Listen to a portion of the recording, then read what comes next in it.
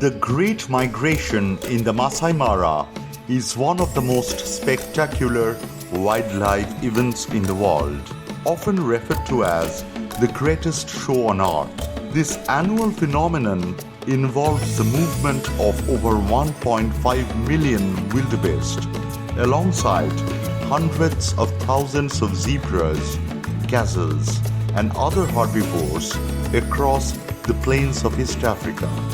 The migration is driven by the animals' search for fresh grazing and water, following a circular route that takes them between the Serengeti in Tanzania and the Masai Mara in Kenya.